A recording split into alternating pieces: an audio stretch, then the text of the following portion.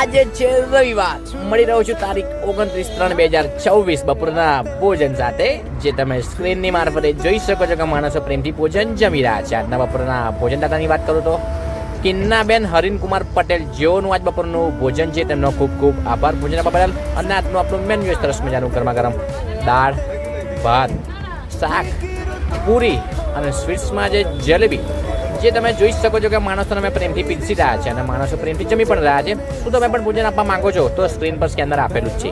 આપની નાનકડી મદદ કોઈનું જીવન બચાવી શકે છે અને આપ માત્ર 100 રૂપિયાનું યોગદાન આપી શકો છો. તમારાથી બને એટલા વિડીયો તમે આગળ પહોંચાડો, શેર કરો. આભાર.